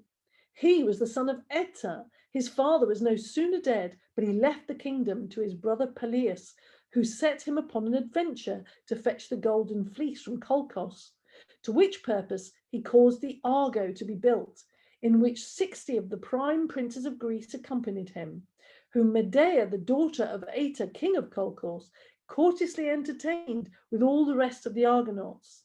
And being greatly enamoured of him, and afraid lest he should perish in the attempt, knowing the danger he was to undergo, upon promise of marriage, she taught him how he should tame the brazen-footed bulls, and to cast the dragon that watched the fleece into a dead sleep, which he did, and by slaying him bore away the prize. The rest I leave to the speaker, which is Medea. Thus doth the daughter of the Colchian king her husband Jason home in triumph bring, after his mighty conquest of the fleece, the aureum velus brought from thence to Greece. And was not of brave prize, for who so dull cannot conceive the worth of golden wool? The morning sun upon their fleeces shines, making the fields appear like richest mines. One of the first we read of was the ram, upon whose back Phrixus and Helle swam the Hellespont. She, to her lasting fame, by being drowned there, gave the sea that name. But Phrixus safely did to Colchis steer, and on Jove's altar sacrificed there the golden beast, whose faithful service done, with the celestial gods such favour won, that striving mongst themselves to have him graced, him first of all the zodiac signs they placed. And worthily, search the vast earth or deep, no beast to man so useful as the sheep.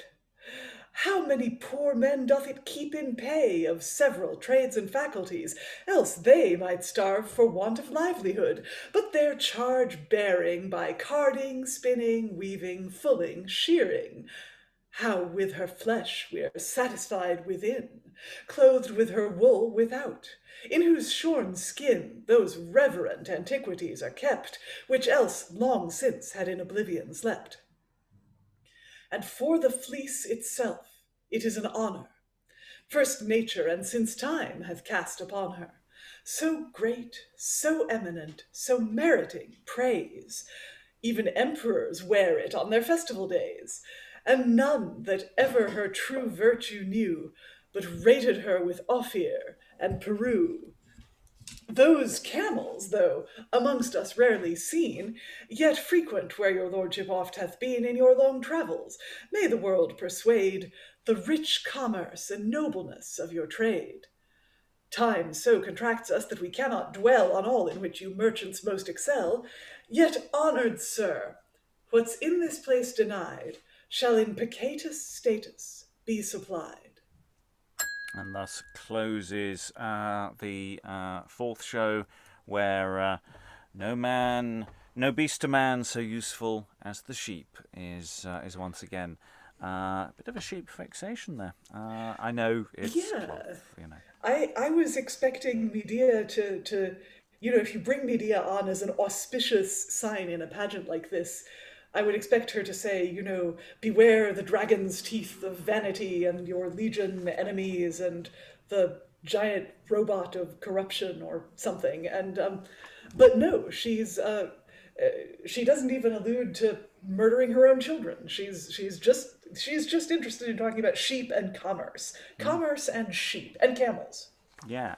Yes, we have camels pulling this chariot along, of which we have basically no description of this chariot apart from there are two camels, and then a lot of detail about the different kind of camels that are available. And whereas the previous show we had Orpheus with his harp seated in a fair platform, whatever that means, beautified with pleasant trees and lots of birds and beasts of all sorts. So hopefully there's some music. There's music to be inferred, obviously, from that one, and lots of animals that we can and birds and things, some of which we can infer from what was said in the speech.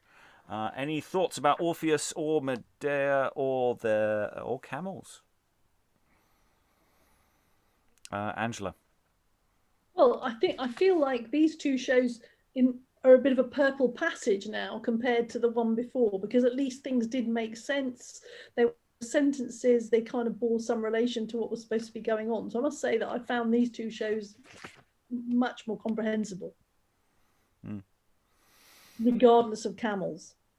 Yes. Well, let's not knock the camels, but you're right. There does seem to be something that they seem to be talking about something that is moderately pertinent. Eric. Well, we did have the we've had Orpheus before, and we've had the whole golden fleece thing before, because, obviously, what else are you going to talk about when you want to talk about sheep?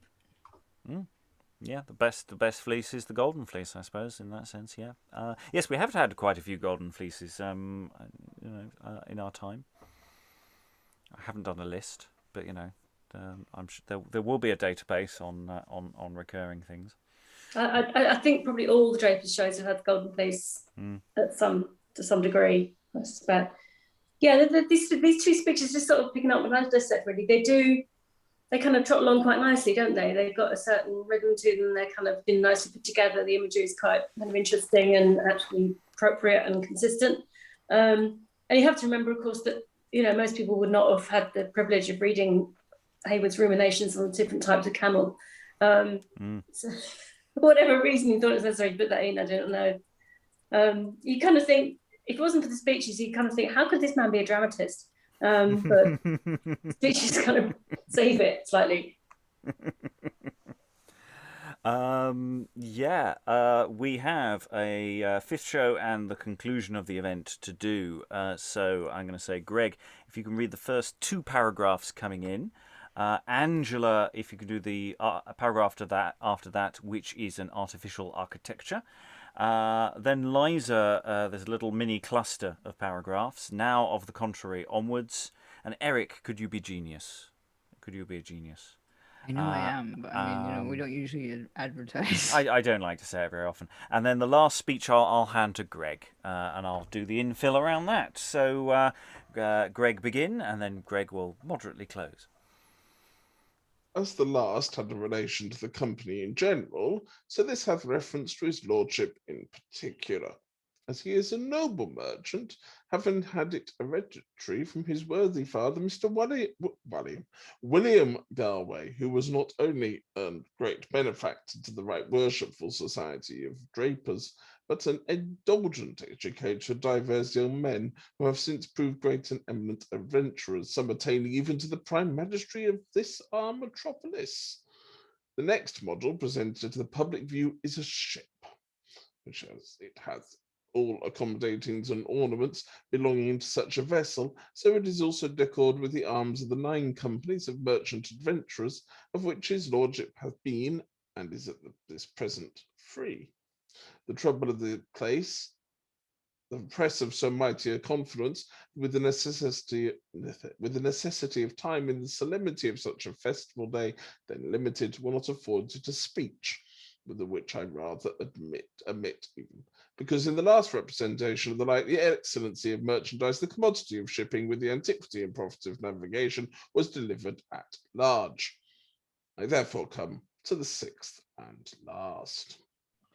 Which is an artificial architecture, best able for the workmanship to commend itself, and being apparent to the public view, less needeth my description. It presenteth the calamities of war, and the blessedness of peace, status Pacatus, bearing the title of the whole triumph. In one part thereof are expressed to the life the figures of death, famine, sickness, strage, etc. In the other, prosperity, plenty, health, wealth, but especially the free and frequent preaching of the word and gospel. I dare not to swell these few pages to small purpose, therefore thus briefly of both. Peace is the tranquillity and calm quiet of kingdoms, free from section, tumults, uproars of faction, a plantation of rest, ease, and security, with all the flourishing ornaments of earthly felicity. Peace is the end at which war aimeth, honour the fruits of peace, and good government the ground of either, asking no less wisdom to preserve it than valour to obtain it. For concord and unity maketh a might to increase to a magazine, when discord and debate in any public weal or private society lesseneth a mountain to a molehill, and therefore pacem te poscimus omnes. Now, of the contrary, war is of 2 sorts, civil or foreign. Domestic war is the overthrow and ruin of all estates and monarchies, and the incendiary of whatsoever is most execrable, begetting contempt of God, corruption of manners, and disobedience to magistrates, change of laws, neglect of justice, and disestimation of learning and liberal arts. But foreign war is that by Plato called a more gentle and generous contention, only lawful being undertook to propagate true religion or to procure a continuance of peace. Any war may be begun with great facility, but it is ended with much difficulty. Neither is it in his power to end it who begins it. To raise a combustion is in the power of any coward, but to appease it lies only in the mercy of the conqueror. Therefore much safer and better is certain peace than hoped for victory. The first is in our will, the latter in the will of the gods. Ergo fames pestus bellum gressantur in omnes, vivere si voltis vivite iam melius. By war, plague, famine, lo, the people fall. Then better live if you will live at all. The more to illustrate this triumph, it is graced by the company of artillerymen completely armed, to express war, and the livery and gown men being the emblem of peace. I come now to the speech delivered by the genius of the city. War, to the unexperienced, pleasant shows, but they who in the progress and the close shall trace it, know it horrid. 'Tis a time destined to the revenge and scourge of crime, a time when numerous armies with the stress of mailed men and harnessed horses press groans from the trembling earth, with fear resounded, and with the reeking gore of slain and wounded drenched her instead of rain. When like shooting comets, its lightning bolts the thundering cannon vomits, quaking the bellowing air, when shrill alarms, rushing of routed troops, clashing of arms, render a noise as hideous and as loud as a tumultuous sea in tempest plowed.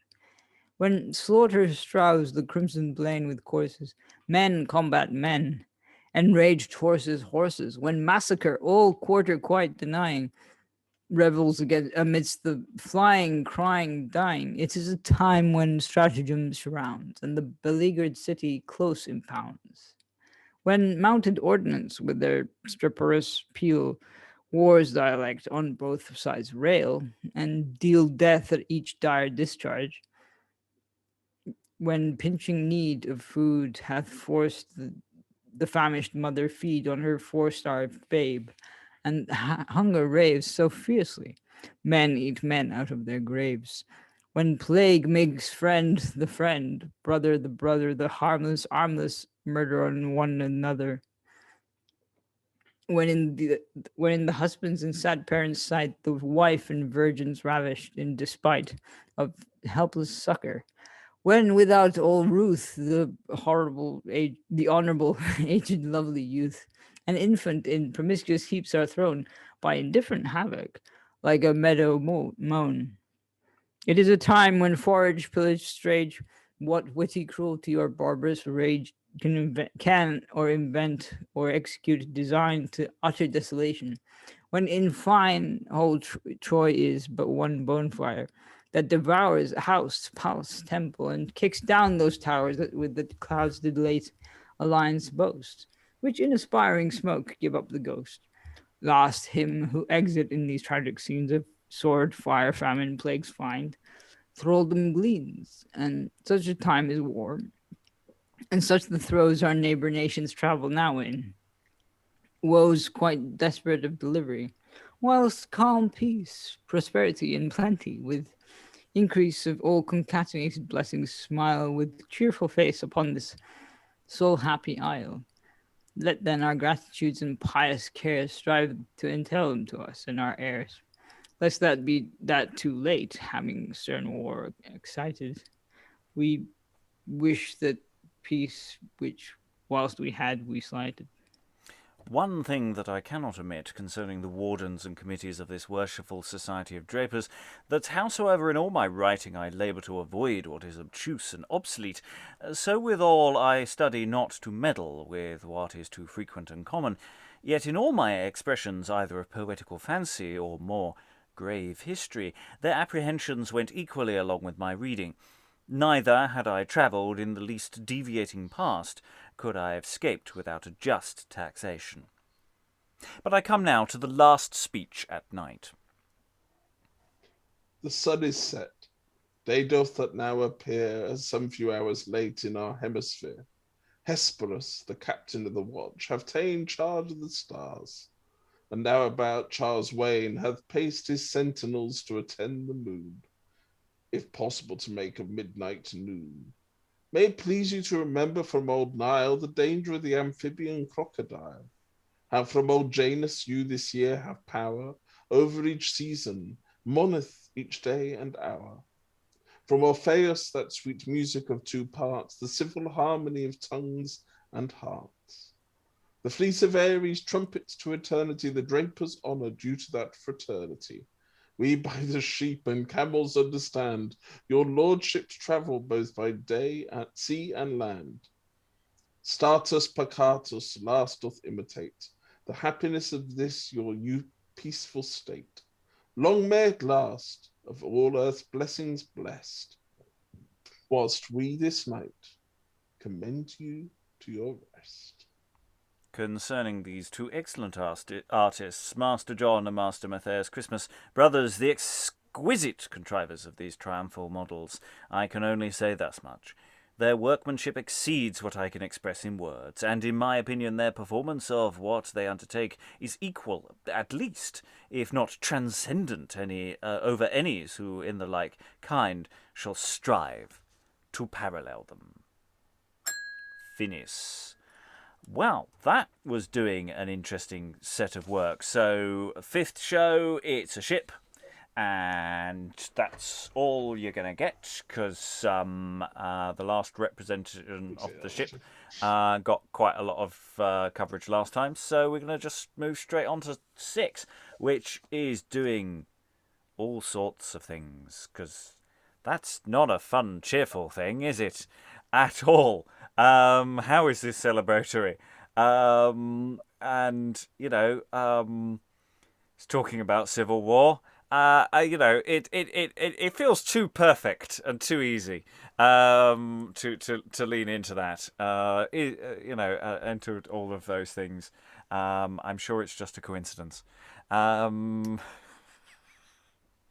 I think it's very powerful, actually, that Genius's speech, and obviously it's got completely nothing to do with celebrating the inauguration of a new Lord Mayor. But that aside, it's probably the best, from my perspective, the best Heywood verse that we've seen in any of these shows. I'm just wondering how it got past the Drapers, to be honest with you, because it is so out of keeping and it's so somber. Yeah. All of it. Including the descriptive stuff. It's just of a totally different. It's got focus to it. Some of the descriptive stuff. Where he goes off and on about camels. It feels like there's just I've got some stuff on camels I can write. Whereas this, it all feels of a piece, and it feels very direct. And some really good point. It's easy to start the fight. It's very hard to end it. To raise combustion is in the power of any coward, but to appease it lies only in mercy of the conqueror. It's really interesting. It's basically having a go at the king, because it's the king that sort of, well, I suppose it would be in dispute whether the king started it or whether the Scots did, but nevertheless. And it's so public. The other thing is, I've just noticed, probably because this is 1639, way back at the beginning of the 17th century, the king turned up quite often. That the mayor was his lieutenant in London, all that sort of thing. And I've really noticed that the king has not been turning up, if you see what I mean, in these pageants. He's not been mentioned, his power and the power of the city in relation to the king. Am I right there, or is that just me wanting something? You're quite right. And it's better to do that than to kind of criticise him. So the absence, I think, speaks volumes, really. He's spending, since 1625, he spent a lot of time getting money off the city and not in any million years ever going to pay it back. And he obviously the pageantry for his accession was postponed and never held any, and he clearly not interested in that kind of stuff. So by the time we get to 39, they've lost any affiliation for Charles at all beyond what they feel they have to have, through as dutiful subjects, but no enthusiasm there whatsoever, is there? Nothing, just nothing. Heywood doesn't say, that what we should do is get rid of the monarchy, but he says the monarchy has to be, balanced, it has to be kind of equitable. There has to be an understanding of, certain types of behaviour. When he talks about prison gates opening and things like that, it's quite impassioned, I think, that latter part of the show. I agree. I think it was a very powerful piece of writing, that very emotional. And full of sound, full of the sound of war. That was really very noticeable. And to illustrate this triumph, it is graced by the company of artillerymen completely armed to express war, and the livery and gownmen being emblem of peace. So, there's all sorts of interesting questions about how all of this functions, as well as the speech itself, which, of course, we only have little clues because he doesn't give us enough detail again. The Lord Mayor was the colonel of the trained bands, which I think was a role that Cockayne had back in the teens. But it's not like Heywood actually mentions that. If he said, also this is maybe mentioned because our Lord has this particular position, but he doesn't. Middleton does in relation to Cockayne. So clearly the war stuff is doing something rather different there. Yeah, and of course, we're able to look back at it and go, well, war is coming, and civil war is coming. So, that reference, leaps out at us in a question of how... There is war. There is war then, because the Bishop's War has happened. The king has been, he's about to go off to Scotland. He's started a war with the Scots, so that is happening. So they've already had a truce, and nobody would give Charles any money. nobody would give him any money. So he's gone up there with like five dogs and a couple of fellas wearing a saucepan on their head. I mean, they've just got nothing to go and fight the Scots with. And they've all turned up, kind of like all bristling with stuff, because they're all totally upset with the old, the prayer book and everything. Okay, we're very much out of time, I'm afraid. But any other thoughts about the text generally that we've dealt with today, rather than just the stuff at the end? Anyone want to throw anything in at this juncture? I'd say it's not quite your last chance. Obviously we do return to things. We will return to things in different formats. We will return with other material. But speak now, or for the moment, forever hold your peace. Eric? I like how the asides are sort of, like if it's about sheep, if it's about camels, if it's about crocodiles, it's kind of like, yes, I will just pull out this handy information it's like almost like a stand-up routine, kind of, except minus the funny parts. Well, I guess people bought this book for the facts about camels, really, and crocodiles. And sheep. Looking after sheep, which would be a very practical thing. To know all about sheep. It is pertinent to speak of the sheep. It is indeed. Anyway, I'm just thinking about the trajectory of where we started in 1585 and where we've come to, and we start with Peel and Eliza, and it's all kind of bucolic and lovely, and she's amazing. And then you've got Heywood saying, "We're on the verge of disaster here, folks." I just think that tells you a lot about this whole period, this sort of 60 or so year span that we've been looking at. It's extraordinary, really. You can sort of trace, 20s things get really heated because of what's happening on the continent and with the Spanish Match and that kind of stuff. So, I think it's wonderful to be able to trace the political developments of that period through this particular genre. Liza, muted at the moment. Well, I'm just remembering a little bit more recently than our beginning. I'm remembering, I forget the year. It was after a year's break for a plague year and also the death of Prince Henry, and the motif was a rainbow, and there was a really lovely speech, just acknowledging the trauma that people had gone through, and saying, but things grow back and nature continues, and it might be okay, just giving people hope. I thought that was a really lovely speech. And then things went straight to hell in not very many years. And also, just on a structural difference as well, as we've gone on with sort of gathering more data about what might be happening, but also, over a relatively long period of time, things get a little more systematic. And in terms of the way they're written, and it's not just because of who's writing them, but also the materials that are in place. You have an established line of people making things, printing things. You do get even though potentially there's a lot of that going on beforehand. You can see how things get more systematic as time goes on, and that things get entrenched perhaps. And that every so often someone pops in and shakes things up a bit, and does things slightly differently, but within the same sort of. And as an audience member, someone on the street who goes every year, the bits they like, the bits they want to see, how responsive to the audience are these, as well as to the actual commissioners and things. And I just wish John Taylor wrote some more.